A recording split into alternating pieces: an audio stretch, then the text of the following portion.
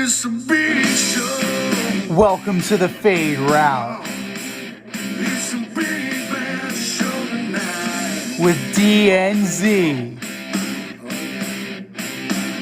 Yeah, it's a big show. Here are your hosts, Cracking up, telling them lies. DNZ.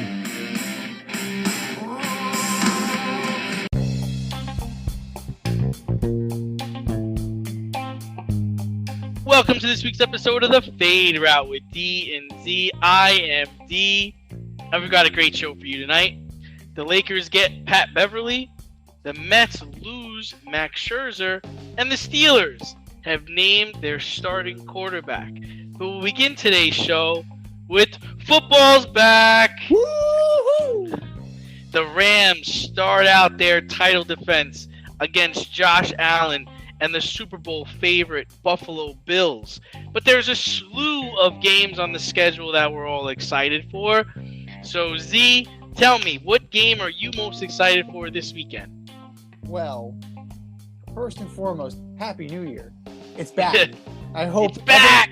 It's back. And ladies and gentlemen, I would not let Z put tennis before anything on this show. I know he was itching to talk about Serena and give us one of those, other topics we start with, but it's football, baby. It's here. Well, now that you mention it, Francis Tiafoe. No, I'm just messing with you guys. I am looking forward to. You have, a pretty good slew of 4:00 games.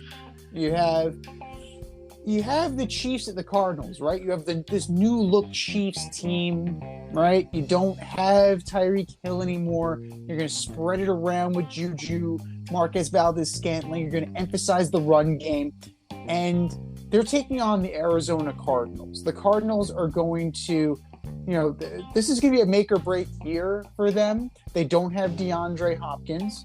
They don't have D-Hop to start.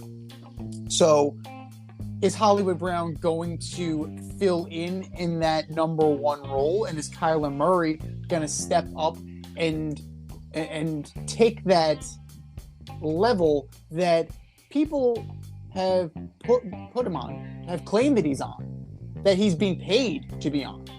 Like, I'm intrigued by that. You have a couple of revenge games, right? You have a little bit of Russell Wilson going back to Seattle, taking on Geno Smith and the Seahawks on Monday night. It's a very interesting matchup. You have the Baker Bowl.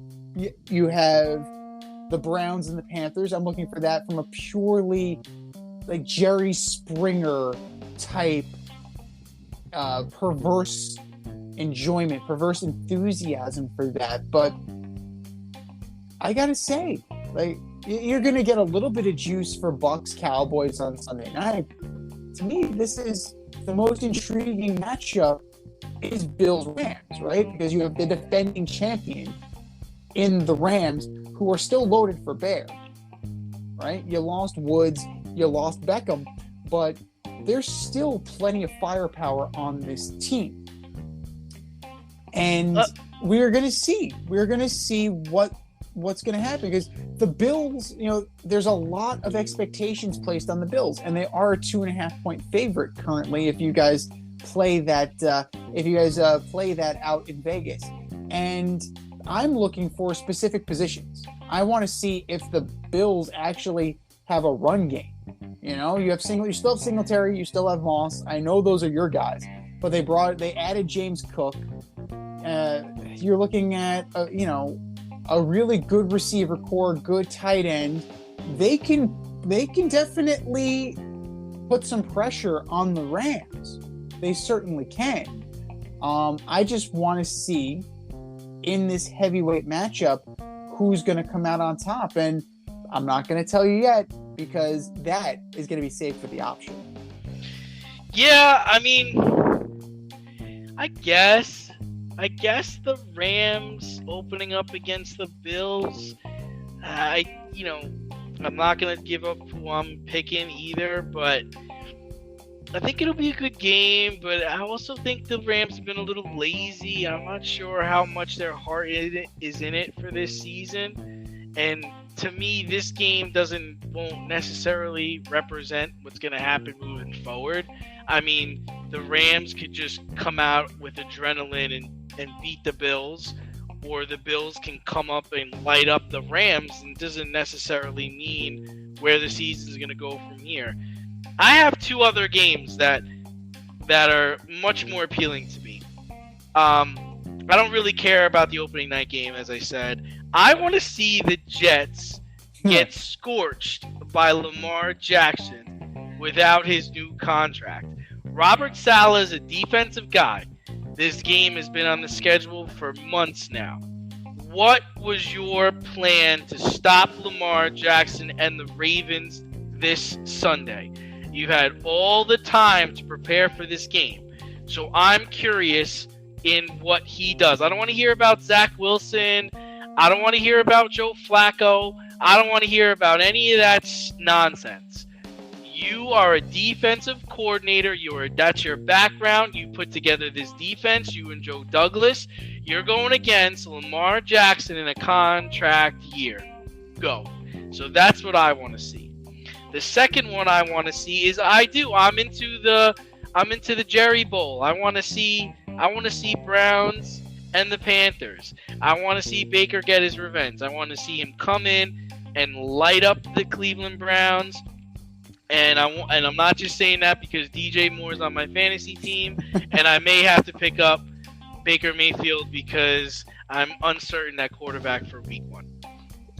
Well, that's kind of a tricky spot, but Baker, that is intriguing from a perverse standpoint. But I don't think it's going to be that much of a game, frankly. You have Jacoby Brissett leading the Browns. You have Baker, right, exactly, you have right. Baker leading the Panthers. I really don't have a lot of hopes. Like that game, you're looking for when's McCaffrey going to get hurt? Like, is there going to be an issue moving the ball if you're the Browns? Because Carolina's not stupid. They're going to try and stuff the run because they know they're going to come at them with Chubb and Hunt. Like, they know that because Brissett is their quarterback. And you know this, man! You know this! Like, come on. It's as plain as the nose on your face. But, you have a few other matchups that have the potential to be good. But I just don't know how it's going to be. But, again, at the 4 o'clock hour, Raiders-Chargers. But, again, that's perverse enjoyment. How's Brandon Staley going to fuck this up? Right. That's what I'm looking at. How's Coach Staley going to ruin this? And Packers-Vikings. Who's going to blow it? Rodgers or Cousins? Because it's not primetime Kirk Cousins, so he's not going to be great. The funny thing is like you just named those two games, right? Mm-hmm. There are a lot of people that feel Kirk Cousins takes the step up this year, becomes an MVP candidate. Me being one of the people. Just because he's injured in one. Come on. Just it's time, right? It's time. It's just based on time. It's not based on it. Like Jake Delhomme, it's time. It's just time, right? Same to Kurt Warner. It's just time. And then there's other people who also think that, Aaron's got a new crop of receivers. They're not going to be on the same page. That's going to falter. But then there's another group that says, hey, man, it's Justin Herbert's time. He's going to be the Pat Mahomes of this season, 50 touchdowns, MVP, Super Bowl. So are we going to see we're going to see one of those two things come to light in those two games? I would say that those are more appealing games to me than the Rams game. I feel like I know what I'm going to get with that game. You got the Super Bowl champs. I mean, how could they blow this, right? Well, we're going to tune in to find out. But kudos to the Lions. Before we segue into another topic here, the Lions, congratulations. You finally have sold out a game for the first time since 2019. Wow. Not only did you sell it out, and it's the first non-Thanksgiving game where it's standing room only at Ford Field. I don't think it's going to help, but kudos to you, Detroit. Your team is exciting and fun to watch. Can you take the championship from DNZ? This year, you can play our football pick'em on CBS Sports and compete against us in the option every week. Check the link in our Instagram bio, Fade Route Podcast, for all the details and to sign up. Then tune into the Fade Route every week until the Super Bowl for updates and standings. Bring it on.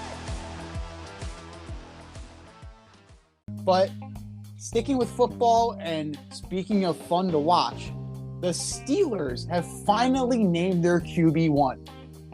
It is Mitch Trubisky of Chicago Bear and clipboard behind Josh Allen fame. The former first-round pick was with the Bills last year, backing up Mr. Allen, and now he's back in the driver's seat, presumably until Kenny Pickett's small hands are ready to pick up the football. So what is Mitch's floor and what is Mitch's ceiling this year? Yeah, I mean, I'm big on Mitch. I liked him when he was in Chicago. I didn't think there was a problem with him. I thought there was a problem with the coaching staff. Like, the coaching staff was not prepared to coach Mitchell Trubisky. They were trying to do the same thing they were doing in Kansas City, and that's not his strong point. I feel like Mitch is in Pittsburgh. His role is defined. He's got a very talented running back. He's got probably B and C level receivers, decent offensive line, one of the best defenses in football, and he's going to get coached. And if he takes to that coaching, I see a 10-win team here, maybe 11 wins and a playoff berth. Now, what's the floor? The floor is that it doesn't go as planned. He reverts back to his ways of not getting rid of the ball, and where he gets hurt, and he gets replaced in 4 games. I don't think the Pittsburgh Steelers are going to go the whole season with a 500 Mitch Trubisky. Like at 5-5, it's like, all right, let's just go with small hands. Or at like 4-6, they're like, what are we doing here? But their division, not saying it's up in the air, right? I don't really believe in the Bengals to repeat. The Browns have a whole slew of issues, and who knows what the Ravens are going to be like with a quarterback who hasn't even signed a contract yet. So I like Mitch. Rooting for Mitch. I hope he competes for Comeback Player of the Year. Chicago didn't have a Mitch Trubisky problem. Chicago had a Matt Nagy problem. And it's very telling that neither one of them is still in Chicago. But Mitch Trubisky, in his time in the NFL, has had one season where he's thrown more picks than touchdowns. And it was last year because he only threw 8 passes. He threw 8 passes, no touchdowns, 1 pick. That is it. Every year, he has been above average in terms of that. Age 24 season, 24 touchdowns, 12 picks. The next year, 17 touchdowns, 10 picks. The year after that, 16 touchdowns, 8 picks. For the Bears. For the Bears. The Bears. The Bears. And I would argue, right, because he was throwing a hoop. Allen Robinson, okay. But then, after next best player, Anthony Miller. Come on. You already mentioned it. Najee Harris is there. That room, that running back room, solid. Offensive line, we're going to see. It appears to be solid. 3 deep on your wideouts. You have Pickens, you have Claypool, you have Johnson. I'm a little more bullish on them than you are. I think they're going to be pretty good. And, are they going to be Juju? No. Are they going to be Antonio Brown? No. Claypool has potential. Deontay Johnson has major potential. And I just mentioned him. Anthony Miller is on the Pittsburgh Steelers. Oh, my God. And congratulations, Anthony Miller. Congratulations, you made the Pittsburgh Steelers. But this team is going to be, Mitch's to steer. He only has to manage this game. They're never going to ask him to out and out win them a game. And they won't have to because they're going to rely on the defense. You have Cam Hayward, Tyson Alualu, Larry Ogunjobi, your favorite player, TJ Watt, Devin Bush, Miles Jack. You have talent. And that's secondary with Sutton, Fitzpatrick, and Edmonds. You have players. You have legit players. You have Levi Wallace can't even start on this team. They went and got him from Buffalo. He's on the bench. So that's pretty damn formidable. And of course, you have Chris Boswell, who's one of the best kickers in the league. He is really good. Yeah. So I like it, and I'm intrigued to see what the year brings. I'm rooting for him, and this guy was a former first-round pick. I mean, I don't want the door to close on him, and nobody wanted him. Last year, he was a backup in Buffalo. I hope he learned a lot under, sitting behind Josh Allen and with Brian Daboll, and I hope last year wasn't a wasted season, but he's got a lot to prove here. He knows there's no future for him beyond this year in Pittsburgh. Cody Pickett is waiting in the wings. He's playing for the next contract. Right? The Jets are going to need somebody. The Giants. The Giants are going to need somebody. The Bears. No, he's not going back to the Oh Bears. my God, could you imagine? But Atlanta might need somebody, right? Seattle's going to need somebody. These are all places. Green Bay might need somebody, So these are all places where, he will have a chance if he has a successful showing. Think about this for a second. If I can just throw this out there to you. Throw it out there. Let's see what happens. A player comp at this part in his career. Would you say at this point in his career he is comparable to the career arc? I'm not saying statistic-wise, the career arc of Mark Sanchez. Oh, jeez. You're going to give him that? Oh, fuck. I thought you were going with Steve Young or something like that. No. Mark Sanchez? The difference good enough is... to get his team to the playoffs. As we noted with Coach Westhoff, and he said it in his book, and we've said it multiple times, Sanchez didn't do too much to get the Jets where they are, and Mitch was very much in that same boat when he was with Chicago. It was a running team. People forget that one year with Nagy, they got to the playoffs. They almost beat the Saints. I think they were a PI call away from really getting into scoring position and putting pressure on the Saints. Mark Sanchez, in terms of where he is in his career, he's already on his third team, and he's only 27. But Mark played all those years for the Jets before they realized they had trash. And they even gave him a contract extension. Well, to be fair, the Jets also did him dirty by putting him out there at Snoopy Bowl. He lost a significant amount of time to Geno Smith because of that. Would he have lost the job to Geno Smith eventually? I don't know. But Rex didn't do him any favors. The Jets did him dirty by drafting him in the first fucking round that early. That's what the Jets did him dirty on. The kid played 1 year at USC. Imagine if the Jets had a competent quarterback those years. They would have won probably back-to-back Super Bowls. This kid was figuring out where he was going to throw it before he even got the ball from the center. I mean, anybody watching on TV could see that. They were calling quick slants and easy to read plays for the kid. I actually like Trubisky a little better than that. I give him a better shake than compare to Mark Sanchez. I think he has a chance to show. This is the difference, right? The difference is when Mark Sanchez left the Jets, we knew what Mark was, and he wasn't going to become a starter ever again. I truly believe Trubisky has talent. I think he's a good player, and I think he's auditioning for his next role, and I think he will get another starting job. For all the grill masters, green thumbers, home repair heroes, and DIY aficionados in the Richmond, Virginia area, if you're looking for a personal service, quality products, and a convenient shopping experience, look no further than Thacker Ace Hardware in Colonial Heights, Virginia.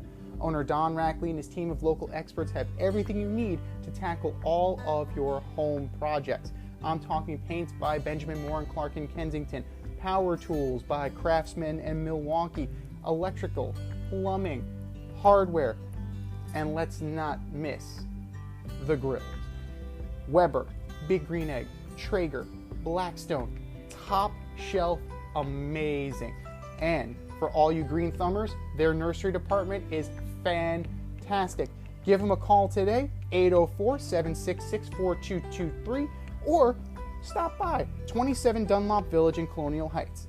That's 804-766-4223, or swing by 27 Dunlop Village in Colonial Heights.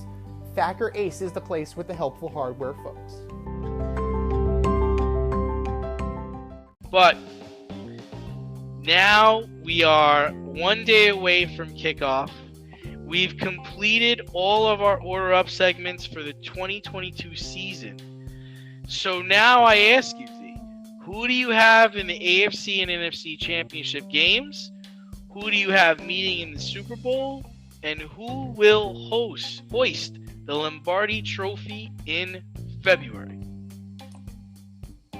Well, it's going to be a long season, right? Things are going to happen. Teams that we think are going to be good are going to be awful. Teams that we think are going to be awful are going to be good, right? Who expected the Cincinnati Bengals last year? So these things bubble up from time to time. But I think it is the Buffalo Bills' time, right? If not now, when? They need to ascend to the next level. The way the Cleveland Browns did not and ultimately self-destructed, the Buffalo Bills need to be in that prime position. Now, who's going to join them in the AFC title game? That's hard. But I gotta say, I like what the Chiefs did. I like enough of what the Chiefs did that I think they're going to be balanced enough that they can make some noise. And then if they bring in a little spark plug like Odell Beckham Jr. to bolster that wide receiver room, that makes them even more dangerous. So I really like the matchup of Chiefs and Bills.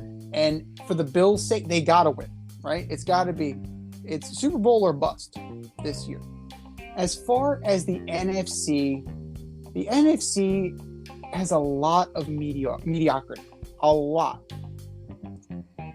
So I can see a team bubbling up, right? I could see the Saints are talented enough to make a run.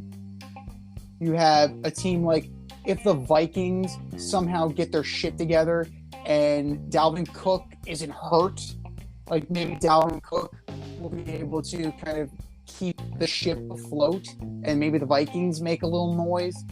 But and you mentioned the Rams hangover already. It could be very real.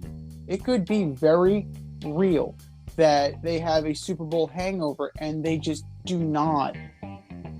They do not repeat, and they don't meet the expectations that we have for them. But then that leaves you with old reliables, right? But are they really reliable? The Green Bay Packers, yes, Rodgers is still there, but with that receiving core. Tom Brady's still there in Tampa Bay, but behind that offensive line. There are a lot of question marks in the NFC, and I mean, we have to choose, right? That's part of the issue here. We have to choose.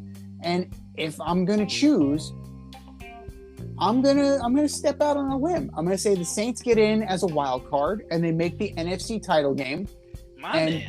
And the Saints are going to be joined by the Rams. I think they're going to have enough there that they'll be able to maneuver their way in. So Jameis, you believe in Jameis? I believe in Alvin Kamara. Now, if Alvin Kamara can have his legal issues taken care of, and Jameis doesn't turn into Tampa Bay Jameis, he's got potential. Like, he's got a cannon for an arm. If he can cut down the picks, if he could ever cut down the goddamn picks, and if they utilize that Swiss Army knife, that H-back, Taysom Hill, coach, he's an H-back. You're absolutely right, Coach Westhoff. Taysom Hill is an H-back. If they utilize him properly, or even throw in some gadget plays, right, like turn him into Antoine Randall L., that adds another dimension, and I think that defense is still good enough to play. So they're going to give the Rams a run for their money. But you heard it here first. Thursday's game, tomorrow night's game, will be replayed in the Super Bowl. You heard it here first. It's going to be Bills-Rams. And as far as the winner, I'm going to go with the Bills because it's time. You said it before. It's time. They have to ascend now. Josh Allen needs to take the next step. Yeah, I mean, you sound like the NFL Network guys. They all homers over there. They're all chalking it up and taking the Bills, out of the AFC East. I mean, so what I'm gonna be completely different, man. I believe in the Chargers this year. I think Justin Herbert and Keenan Allen and Austin Eckler, I think they're going to come out and be studs. They've got Khalil Mack and Bosa on the outside for defense. And I think Herbert has the type of year Pat Mahomes had a couple years ago where he just lights it up. And on the other side, in the AFC title game, I got the Colts, man. I believe in their defense. They can run the ball and control the clock. They have a veteran quarterback that knows how to win. He's savvy. And I'm not saying they're going to win 13 games, 14 games, 12 games. They're going to be a wild card team. But they're not going to be a team you want to play. On the other side, I got the 49ers. I think the 49ers, somebody asked me, how are you picking the 49ers? Hello, they were in the conference championship game last year. Like, with Jimmy G and a bad thumb or whatever was wrong with his hand. How could I not pick this team? And I do believe in Trey Lance. I think Trey Lance is going to be what they need. And if he falters, Jimmy G is there. They've got the running back. They've got the defense. I think this year they get there. And an old school opponent will meet them in the championship game. They will face the Dallas Cowboys. Truly believe it. I've looked at their schedule. I can't see how the team fails. I don't want them to be successful. You're not looking hard enough. Trust me, you're not looking hard enough. I don't see how they fail. But I do see them failing in the championship game. I have the 49ers topping Dallas in the championship game. And I then have the Chargers ending Matt Ryan's chances at going to another Super Bowl. So I have the Chargers and the 49ers in the Super Bowl. It's a repeat of a Super Bowl played in 1994. But this time, I have the Chargers as champions. I'm all in on Justin Herbert and the Chargers. Well, yeah, Stan Humphries isn't going to be quarterbacking this time, so I think they might actually have a shot. But the coach, I don't trust him. I don't trust him either. But I mean, at the end of the day, right? Coaches coach, players play. They have the makings of it. He can only fuck it up so much. I mean, Bosa and Khalil Mack. How are they not going to get to the quarterback? Like, how are they not going to get to the quarterback? Joey Bosa gets hurt all the time. It could end up being the Bosa Brothers Super Bowl. That's an interesting storyline. Right, that's the storyline that the NFL plays up. Like, it seems like we have the makings now. Some outside teams. I actually like the Saints' chances. I agree with you. I think Jameis is gonna have a really good year. I mean, some of the company he's with as far as passing yards and passing touchdowns, it surprised you. Like, he's up there with like Peyton Manning in some of these stats. I think Tom's gonna be there. Like, you're not gonna get rid of Tom Brady. Tom's gonna be there. The Rams, I don't know why. For whatever reason, I just don't think they're hungry. I don't think they get it. And remember, we talked about it last season when they made all those trades. Like, there's not a lot of depth there. You lose a guy or two, you're fucked. Like, there's no depth on the team. And